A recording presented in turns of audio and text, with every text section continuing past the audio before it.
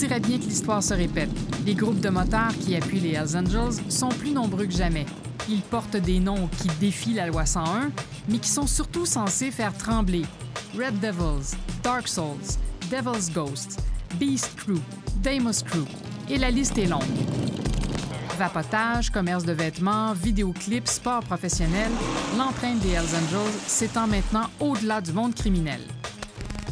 Avec mon collègue Guillaume Dumont, nous allons tracer un portrait de la renaissance des Hells Angels, leurs nouveaux adeptes, leur nouvelle sphère d'activité, légale ou non.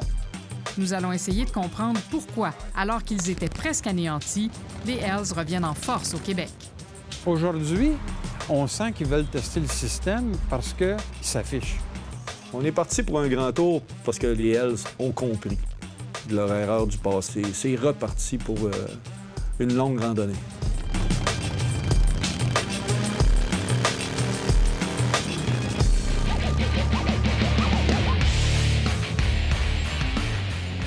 Pour se faire une idée de l'ampleur de la renaissance des Hells Angels, il faut aller faire un tour au Bike and Tattoo Show de Laval. C'est le premier événement de l'année pour les motards du Québec.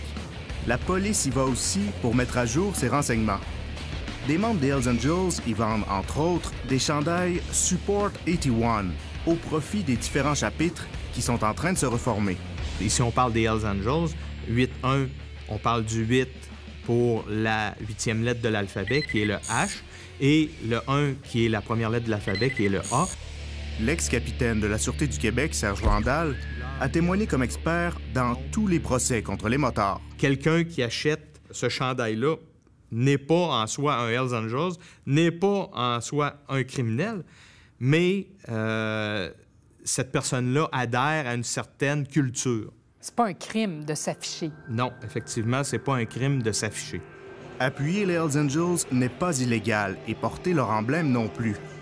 Ces dernières années, les Hells avaient rangé leur veste de crainte de se faire rattraper par la loi sur le gangstérisme, qui punit plus sévèrement les activités faites au profit d'une organisation criminelle. Mais les échecs récents des grands procès devant les tribunaux leur ont redonné le goût de s'afficher. Les policiers appellent ça une opération de visibilité. Il faut faire peur et on fait peur, d'une certaine façon, avec les couleurs. Sylvain Tremblay a enquêté sur les motards pendant 15 ans. Il a participé à l'enquête qui a mené à l'opération Shark en avril 2009. 156 membres en règle et proches des Hells Angels sont alors accusés et les 5 chapitres du Québec sont démantelés. Il n'y avait jamais eu une opération d'une telle envergure. C'était vraiment ambitieux. Dès les arrestations, les procédures judiciaires s'annoncent interminables. Même détenus, les Hells cherchent des façons de continuer leurs affaires. Ce sont eux qui savent combien il y a de drogue, quelle sorte de drogue il y a dans la rue, et qui sont en mesure d'assurer le retour d'argent, parce que cette drogue-là n'est pas toujours payée. Donc, là, c'est une roue qui tourne, on fournit en bas, mais il faut que l'argent vienne. Et du jour au lendemain, ces gens-là se retrouvent incarcérés, et on a dû faire appel à ce moment-là à des forces extérieures là, pour venir aider, à des frères extérieurs, si on veut. Les Hells Angels de l'Ontario viennent gérer une partie des affaires de leurs confrères québécois pendant la tenue des méga-procès. Les Hells Angels du Québec, décimés, ont cependant appris de l'aventure ainsi que des opérations du passé. Ils ont vu qu'ils étaient quand même vulnérables, là. Donc on a décidé vraiment de mettre des barrières et de se protéger au niveau de l'organisation des Hells. Pour se protéger, les Hells ont créé des clubs-écoles, comme les Red Devils, chargés du sale boulot. Ils relèvent directement des Hells Angels. Les Red Devils sont formés des solides de l'organisation qui ont quand même fait leurs preuves et qu'on a confiance. Sous les Red Devils, on trouve plusieurs clubs. Certains affichent leurs couleurs, même sur Facebook. Les Dark Souls ont une importance capitale, s'affichent ouvertement. Ils ont l'air plus guerriers. Et on s'entend que ces groupes-là sont dans la business criminelle. Au Bike and Tattoo Show, un membre en règle des Hells semble superviser ses troupes. Robert Lecomte. Dès 2013, il a été envoyé en renfort de la Saskatchewan pour reformer le chapitre des Hells Angels de Montréal. Monsieur Lecomte s'est lancé en affaires dans un domaine en vogue, le vapotage. Jusqu'à tout récemment, il était propriétaire d'une franchise de Vape King, qui compte de nombreuses succursales au Québec. Or, selon nos vérifications, la quasi-totalité des Vape King, et il y en a eu une vingtaine, est exploité par des gens liés aux Hells Angels. En Beauce, les gens derrière l'expansion de Vape King sont deux étoiles montantes de la relève des Hells, les jumeaux Yannick et Éric Blanchette. Dans les années 90, ils ont été incarcérés au pénitencier de Donnacona. Les jumeaux Blanchette, à la sortie, sont devenus Black Mass, sont devenus par après Dark Soul et sont devenus maintenant membres en règle Red Devils. Eux aussi ont sauté, ont monté rapidement. En 2012, les jumeaux Blanchette sont arrêtés en possession de cocaïne et d'armes à feu en République dominicaine. Ils sont ensuite relâchés et reviennent au Québec. L'un des Blanchette était présent à la réunion des Hells récemment à Ottawa. Les frères Blanchette ont des gens loyaux autour d'eux, puis ils sont propriétaires présentement de ce genre de commerce-là. À Mirabel, celui qui vend des produits Vape King est un prospect des Red Devils que l'on voit ici au Bike and Tattoo Show, visiblement fier de porter ses nouvelles couleurs. Ici, à Beauport, le défunt Vape King partage la même adresse que le salon de massage érotique Opal. Sa publicité laisse peu de doute sur ses services. La dame qui possède le commerce est la conjointe du Hells de Québec, Marc Roberge. Marc Roberge s'est fait connaître dans le monde criminel dès les années 90. À cette époque, Roberge et ses frères s'allient au Rock Machine. En 96, Roberge envoie des fiers à bras, ce qu'on appelle une équipe de baseball, pour régler son compte à un vendeur de drogue des Hells. Il y a une victime, un homme de 25 ans, battu, aspergé d'essence. Le jeune homme a péri dans l'incendie qui s'en est suivi dans une piquerie du quartier Saint-Roch. Roberge a reconnu sa participation dans cet événement qui a marqué le début de la guerre des motards dans la région de Québec. Roberge a aussi été condamné pour trafic de tabac et de drogue en lien avec le territoire de Kanawake. La bannière Vape King a été lancée par 3 associés de Montréal. À première vue, aucun lien avec les motards. Mais Facebook nous révèle qu'un des propriétaires est membre des Red Devils. Nous avons rejoint l'un de ses associés, Patrick Sinaï. Est-ce que ça vous gêne que le président de votre entreprise, le Peter Julius Joseph, soit membre d'un club de motards? Je connais ce monsieur Peter depuis, ça fait 22 ans. Et je peux vous dire, c'est pas quelqu'un qui commet des crimes. Ce qu'il fait dans son temps off ne me concerne pas. Quant au fait que la plupart des franchisés Vape King sont proches des Hells Angels ou associés aux Red Devils, est-ce que ça vous dérange? Est-ce que ça vous embête? J'ai jamais fait un background check sur qui ouvre un magasin. Maintenant, si demain matin je suis au courant que quelqu'un commet un crime par rapport à Vape King, mais c'est fini, vous fermez, c'est fermé. La nouvelle loi appliquée à l'industrie du vapotage interdit d'essayer les produits en magasin. Lors de nos visites, Vape King respecte la loi à la lettre, partout, sauf à la succursale de Kanawake. Je peux pas essayer. Hein? Ouais, ici, on n'est pas en ville, fait que... Ah ouais, OK. Pour arrêter de fumer, c'est ce modèle-là. Y a-tu moyen de fumer d'autres choses avec ça? Premièrement, on a normalement des machines pour fumer du weed. Ah ouais? Ou encore meilleur, moi je trouve meilleur, c'est quoi du shatter? Ouais, comme le wax. C'est ça, la wax. L'extrait de THC. On nous donne la recette pour vapoter de l'extrait de cannabis. Je prends du shatter, je le mets dans un petit bol de Pyrex. Mais aucun des Vape King que nous avons visités ne vend ce produit. Leurs activités commerciales sont légitimes. C'est plus les Hells de l'ancien temps, là. Tu sais, des motards qui veulent se battre, qui veulent intimider, qui rentrent dans un bar. C'est des motards qui vont être plus subtils, qui vont s'associer dans de l'économie légale et qui vont vraiment le faire là, de façon un petit peu plus intelligente. Dans plusieurs causes criminelles récentes, on a vu comment les entreprises légales sont utilisées par les Hells Angels pour blanchir de l'argent, notamment. La commission Charbonneau a consacré tout un pan de ses travaux à l'infiltration de l'économie légale par les motards, qu'on retrouve autant dans la construction que dans les combats extrêmes. Il y a des conversations, entre autres une conversation qui a été interceptée. Un des membres qui dit clairement « Ceux qui vont vouloir faire le club vont devoir se forcer et avoir des business légales. » Récemment, on a vu encore des membres des Hells Angels qui expliquent à d'autres qu'il faut se légitimer un revenu qui peut justifier leur train de vie. Nous sommes dans une course de stock-car sur la rive-sud de Québec. Ici aussi, les nouveaux motards sont présents. Voici Dave Travers, bien connu dans ce domaine. L'an dernier, sa voiture affichait le logo des Dark Souls sur son capot. Cette année, il a changé de numéro pour le 81, qui a un sens précis dans le monde des motards. Pourquoi elle porte le numéro 81? Est-ce qu'il y a des liens avec les Hells Angels ou... Non. Et vous, est-ce que vous faites partie des Dark Souls? Pourquoi ces questions-là? On aimerait ça faire une entrevue pour en parler avec vous. Non. Vous ne serez pas disponible? Non. Dave Travers est bel et bien membre des Dark Souls. Et quels commanditaires apparaissent sur sa voiture? Vape King, ainsi que le salon de massage érotique Opal, qui appartient à la petite amie du Hells Angels, Marc Roberge.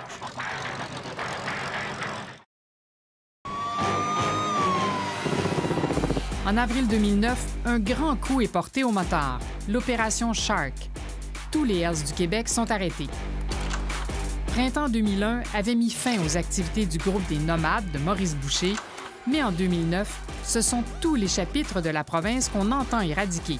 La police pense avoir trouvé l'arme parfaite pour inculper tous ces criminels, un super délateur.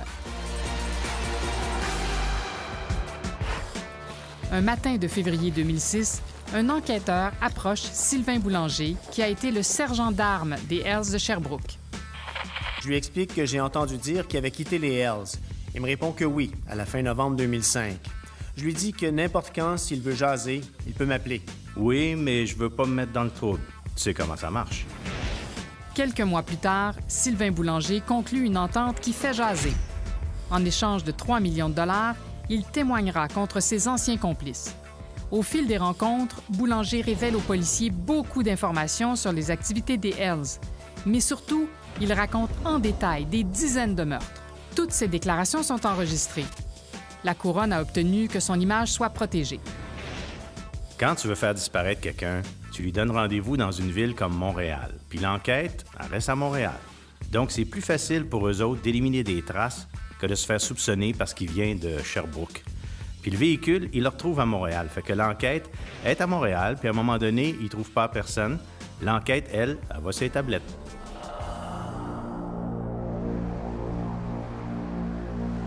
L'histoire que vous allez entendre est restée inconnue du grand public jusqu'à aujourd'hui.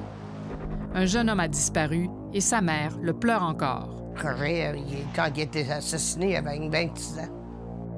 Le fils de Rita Landry travaillait pour un Hells Angels de Sherbrooke. Roger, c'était un bon petit gars. Il pesait 250, 5 pieds 11 et demi. Puis il était complexé avec les filles. Fait que lui, il s'est dit, ben, en ayant de l'argent, puis le Harley, puis tout ça, qu'il fait des filles plus facilement. Fait qu'il a décidé de rentrer dans ça. Il n'a jamais dit pour qui il travaillait. Non, évidemment. Il n'a jamais dit qu'est-ce qu'il faisait non plus. Landry, c'était comme j'expliquais, c'était son runner. Un runner, c'est une personne qui prend de la drogue, mettons, de Montréal, monte ça en Abitibi, après ça, il fait le tour des clients là-bas, ramasse l'argent, pogne l'argent, descend ça à l'appartement à Montréal. L'argent transite par un appartement situé ici, rue Jeanne-Mance. Le membre des Hells constate qu'il lui manque 100 000 $. Il soupçonne Roger Landry, son commissionnaire, de l'avoir volé.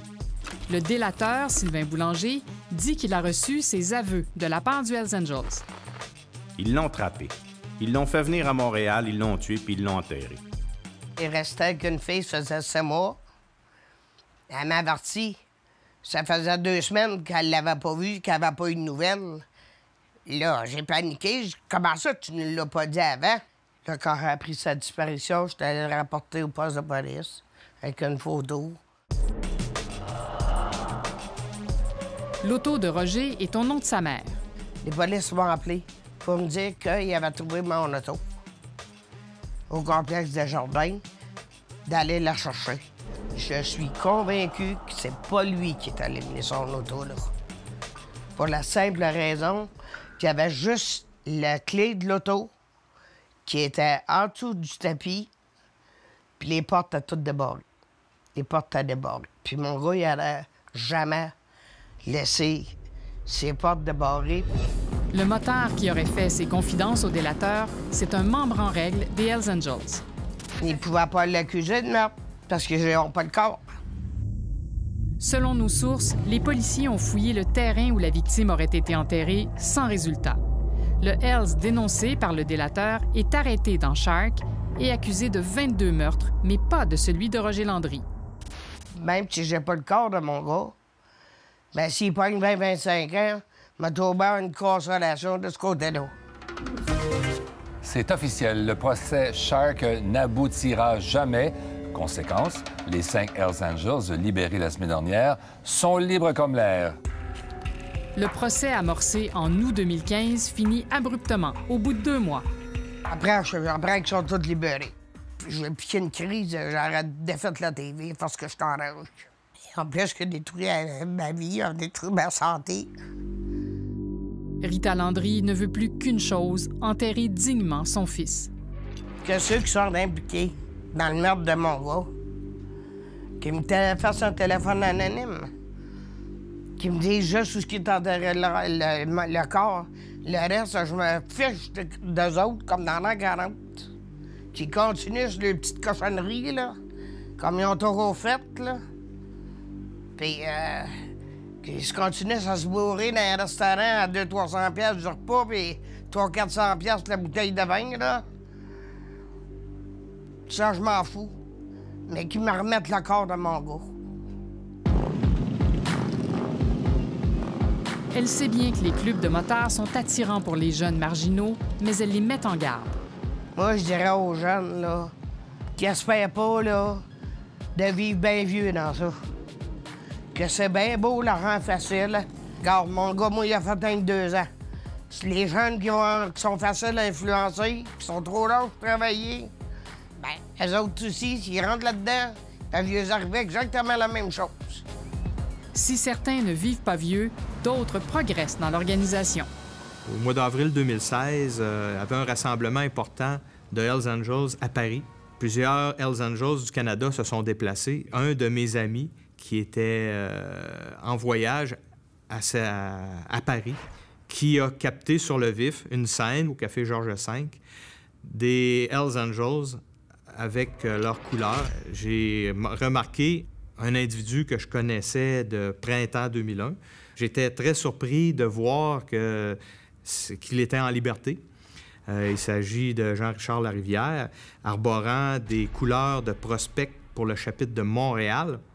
Pour eux, c'est une forme de réussite de gravir les échelons et d'accéder à un statut important de dirigeant au sein de cette entreprise criminelle-là. Ces gars-là sentent une puissance, là. Les Dark Souls, les Death Messengers, quand ils ont leur veste sur le dos qui contrôle, se sentent puissants. C'est un rêve d'un jour être capable d'avoir, c'est un but ultime d'atteindre des patchs Hells Angels, là.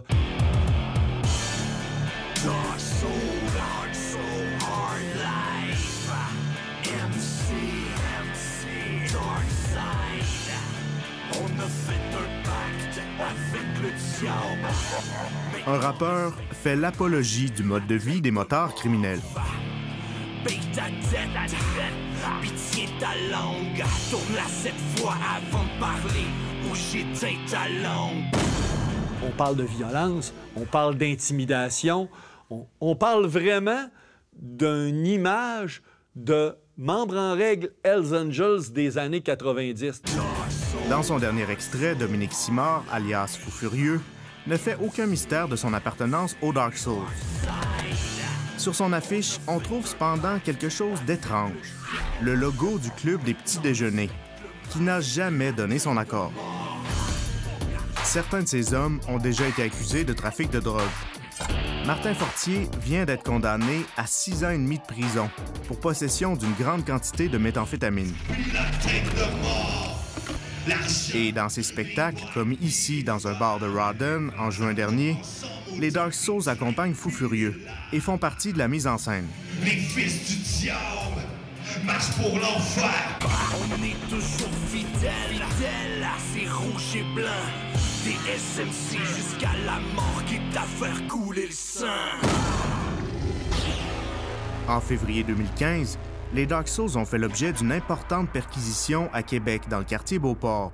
de la drogue évaluée à $250 000 a été saisie, ainsi que des vêtements portant l'inscription Hells Angels. L'affiliation des membres des Dark Souls au crime organisé ne fait plus de doute. Lors d'une perquisition au local des Dark Souls en Beauce, la SQ a saisi des armes à feu, de la drogue et de l'argent. Et la police y a aussi trouvé un fugitif.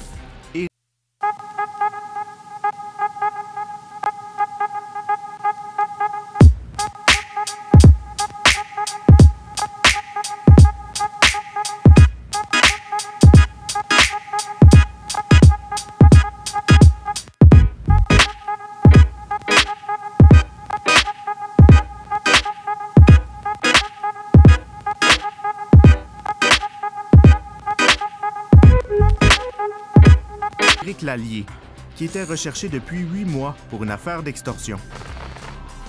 Et ce n'est pas tout. Un homme d'affaires nous a confié avoir été victime d'extorsion par des membres des Hells Angels et des Dark Souls. Il refuse de donner une entrevue car il craint pour sa vie, même s'il a porté plainte à la police et que son agresseur a été condamné en cours. Bon, ça continue encore, puis la police s'en crisse. Ils m'ont dit de porter plainte, puis qu'il n'y aurait jamais de danger pour moi. Aujourd'hui, ma tête est mise à prix, et ils veulent me tuer. J'aurais dû prendre les 100 000 $, le donner, puis j'aurais eu la paix.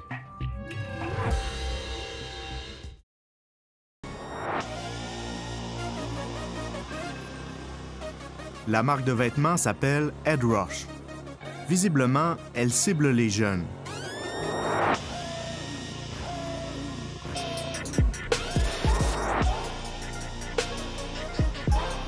Et pour en faire la promotion, l'entreprise utilise des célébrités. Jeremy Bieber, le père de la super vedette internationale Justin Bieber, y est associé depuis 2011. It's a lifestyle brand and I love it. I love the scene. Head Rush, baby. Hey, man. No problem. On mise aussi sur des vedettes de combat extrêmes. Et la plus grosse prise de Ed Rush, le joueur étoile de la LNH, Christopher Le Temps. Mais la marque attire aussi une toute autre clientèle. Loin du style Armani, Ed Rush cultive plutôt le look rebelle ou mauvais garçon, en utilisant des symboles qui rappellent la signature des Hells.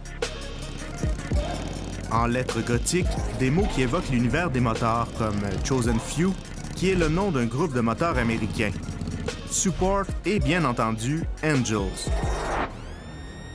Les mannequins qui posent de dos avec leur dossard rappellent les motards qui exhibent leurs couleurs. Même le chef présumé des Hells Angels du Québec, Salvatore Casetta, porte des vêtements Ed Rush. Pas étonnant quand on sait que sa femme, Nathalie Godbout, est présidente d'une compagnie qui en vend. On la voit ici au Bike and Tattoo Show.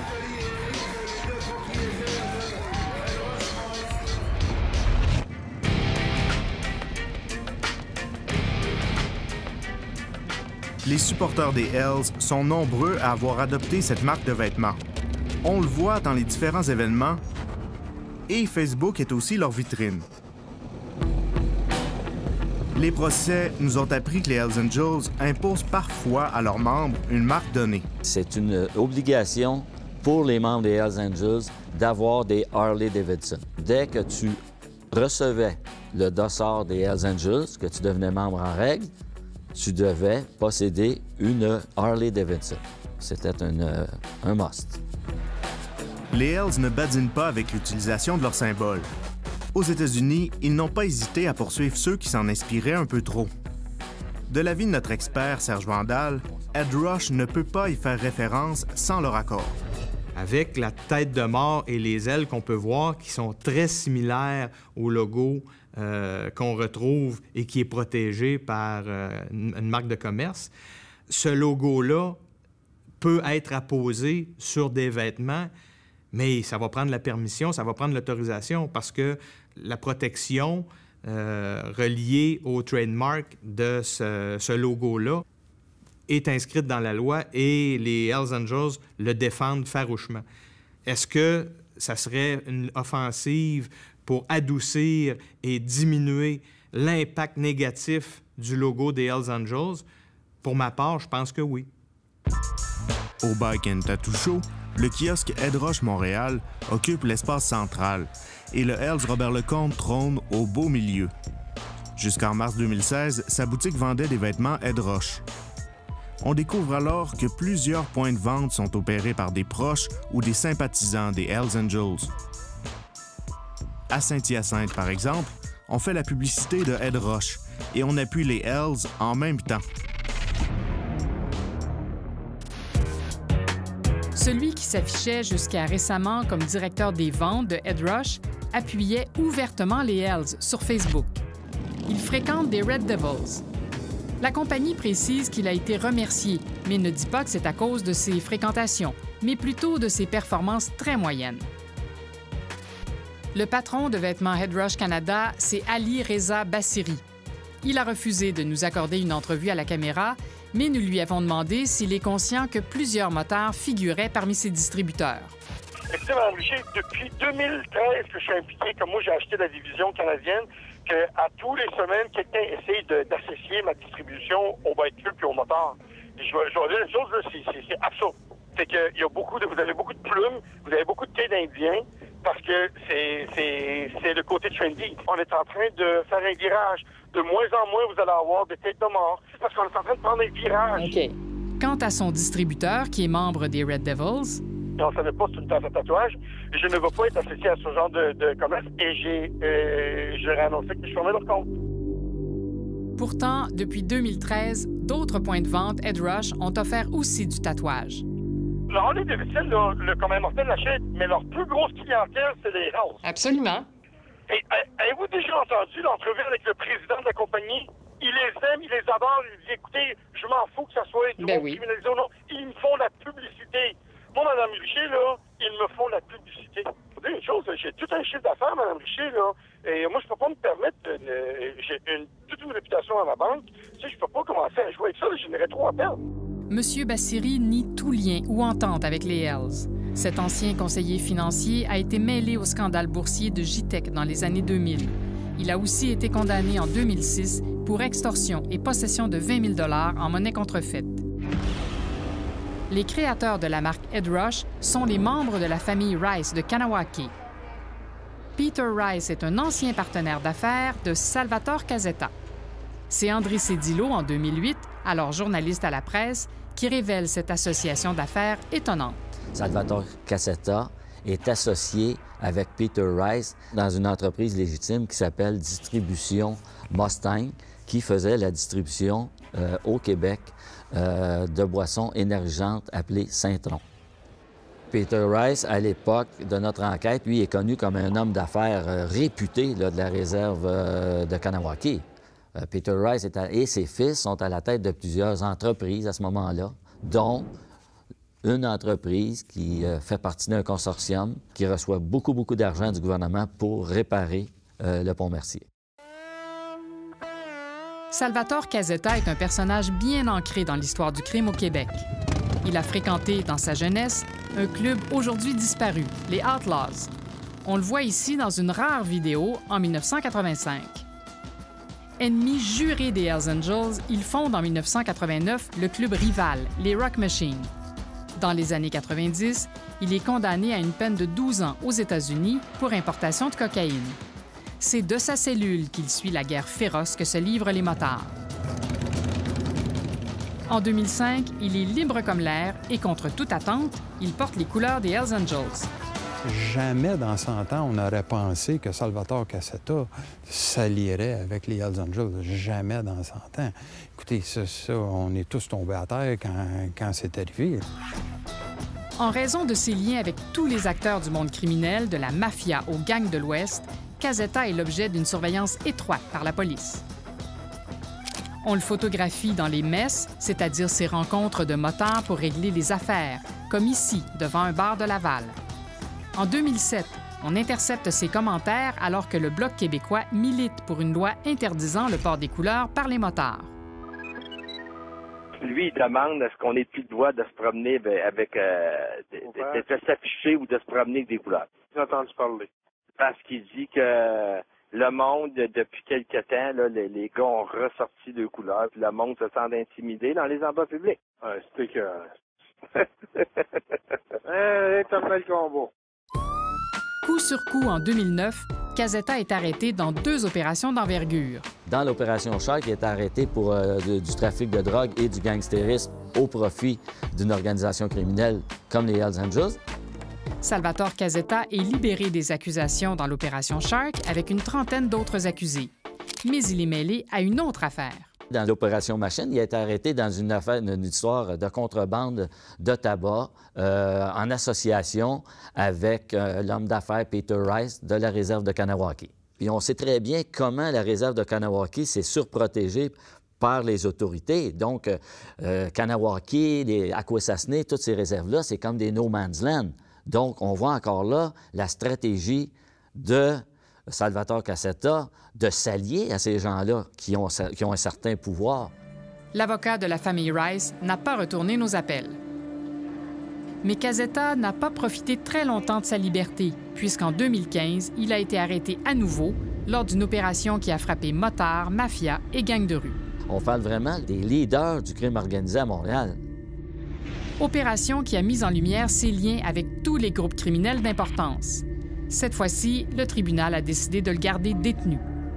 La vieille garde est ébranlée, mais elle n'a pas renoncé à la mainmise et la jeune génération est prête pour la relève.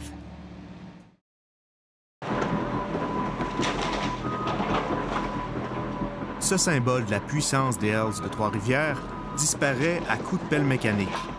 Mais c'est loin d'être la fin des repères de motards criminels au Québec. Dans la petite municipalité de Scott, en Beauce, les Dark Souls inaugurent de nouveaux locaux. La présence des motards criminels fait peur à bien des citoyens, selon une responsable de la ville. D'autant que certains individus accusés de crimes violents ont été arrêtés dans le local. La Sûreté du Québec s'occupe du dossier, dit le maire de Scott, qui préfère ne pas s'en mêler. Mais certaines villes ont décidé d'agir. Les premières manifestations qu'il y a eu à Chambly, c'est des motards qui ont circulé dans la ville et aux alentours avec leur insigne distinctif. Donc, les écussons reliés aux Red Devils. L'ancien policier François Bigras a consacré des années à la lutte contre les motards. En 2014, il travaille pour la ville de Chambly et s'inquiète de les voir s'installer dans la municipalité. J'ai cogné à la porte, on m'a ouvert, j'ai pénétré et j'ai pu visualiser qu'effectivement, à l'intérieur, c'était en processus d'aménagement d'un local de motards.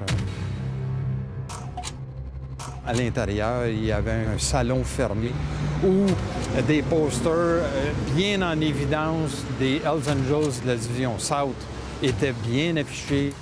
Et on s'est aperçu que les noms sur la demande de permis et la demande en tant que telle ne correspondaient pas aux activités qui étaient pour se faire. Les amendes répétées ont eu raison des Red Devils, qui ont quitté Chambly. Même pour un club de motards, 2 000 par jour, ça commence à être onéreux. J'ai fait le tour des chefs de police de la Rive-Sud, je leur ai dit, soyez vigilants, ils vont arriver chez vous. Et quand ils sont arrivés à Delson, le DG de la ville m'a appelé. La ville de Delson a elle aussi chassé les Red Devils de son parc industriel. Juste à côté de la prison de Bordeaux, le centre judiciaire Gouin a été construit expressément pour accueillir les méga-procès de motards après l'opération Printemps 2001. Coût de la construction, près de 17 millions de dollars. C'est dire tous les efforts qui ont été mis dans les 20 dernières années pour décapiter l'organisation. À lui seul, le projet Shark a coûté 50 millions de dollars.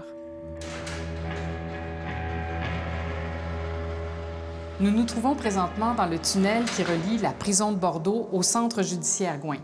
Québec avait décidé au moment des méga-procès qu'il valait mieux ne pas transporter les accusés à travers la ville. On avait donc construit ce tunnel expressément pour eux, pour qu'ils puissent se rendre directement à la salle d'audience. Nous nous trouvons dans ce tunnel qui n'a jamais été filmé auparavant et il est très peu utilisé depuis. Le juge Jean-Guy Boilard, aujourd'hui retraité, a présidé plusieurs méga-procès regroupant des Hells. Il pose un regard critique sur l'échec en cours de la grande opération Shark. Est-ce qu'on peut dire que c'est un ratage? Oui. Ah oui, ça, décidément. Mais la question de savoir, c'est que est-ce que tout ça a été bien géré à un moment donné? C'est ça qui est la question. Pour lui, tout l'appareil judiciaire doit en tirer des leçons. Il va falloir que les trois acteurs principaux d'un procès, la couronne, la défense et le juge, réévaluent leurs agissements. Chacun est responsable de quelque chose. La couronne, d'abord, soyez capable de gérer adéquatement votre cause.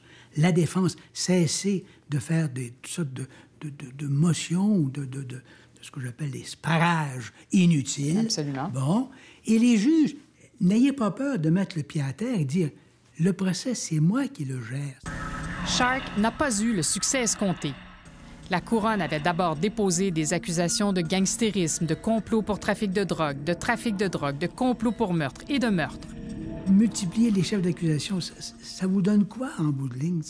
Parce que vous compliquez inutilement la tâche du juge dans ses directives au jury et vous compliquez aussi la tâche du jury dans ses délibérations. Résultat, en mai 2011, le juge du procès avait estimé que les procédures finiraient en 2023 et il avait carrément cassé les accusations contre 31 motards. Un peu trop vite de l'avis du juge Boilard. Avant de décréter un arrêt de procédure, on aurait dû remettre ces gens-là en liberté, sous cautionnement. Et si au bout d'un certain temps après la remise en liberté, la couronne n'est toujours pas en mesure de procéder, là, à ce moment-là, considérez l'arrêt des procédures. Les policiers aussi devraient apprendre la modération. La police ne rejette pas l'idée de dire, ben voici, on va porter un grand coup, puis évidemment, ça peut nous être très bénéfique du point de vue relations publiques. La frustration est grande chez les enquêteurs qui ont recruté les délateurs et réuni des milliers d'éléments de preuve. D'autant plus grande que l'affaire finit en véritable fiasco. Il y a 2 semaines, 35 motards qui avaient écopé de 15 à 25 ans de prison obtiennent finalement une réduction de peine en raison d'un vice de procédure. C'est le cas de Marvin dit Casper Ouimet, connu pour avoir infiltré des compagnies de maçonnerie. Jacques Aymon, qui fréquentait des leaders syndicaux de la FTQ Construction, et plusieurs autres Hells de Sherbrooke, ce qui suggère que le club va se reformer très bientôt. On peut dire quasiment que Shark est un échec, ce qui est absolument injuste parce que c'était pas parti pour être un échec, Shark. Non, c'était pas parti pour être un échec. On pourrait dire que le système judiciaire l'a régurgité, si on veut, là, parce que c'était trop gros. Les méga-procès n'ont pas été inventés en 2016. Rappelez-vous la tuerie de Lennoxville, l'émeute du pénitencier Archambault, le scandale Norbourg et bien d'autres causes avant ça. Et ça peut également être le résultat du contexte social dans lequel s'inscrit le procès. Exemple, les procès qu'on a appelés de la crise d'octobre en 70, ou les premiers procès du FLQ en 1963, c'était quelque chose de neuf et ça avait évidemment perturbé la société considérablement. Donc, ça prolonge en quelque sorte le procès. Mais les procès, dits méga-procès, c'est un phénomène qui est fait pour rester. Les traditions ne meurent pas. Au mois d'août dernier, aux funérailles d'un Hells Angels mort dans un accident de moto, les Hells de tout le pays sont venus pour lui rendre hommage. On se serait cru dans les années 80. Pendant la journée, ont défilé tous les acteurs de cette histoire. Les frères Blanchette et les autres Red Devils. Les Dark Souls et le rappeur Fou Furieux. Le Hells de Québec, Marc Roberge. Le président de Vape King. Le coureur automobile, Dave Travers. Des gens, jusqu'à tout récemment liés à la compagnie Headrush, s'étaient aussi invités sur le parvis de l'Église. Comme disait l'ancien ministre Serge Ménard, dans le temps du premier Carcajou, en 1995, il disait que les motards, c'est comme le ménage. Il faut recommencer la perpétuité et Dieu sait que l'histoire d'aujourd'hui lui donne raison.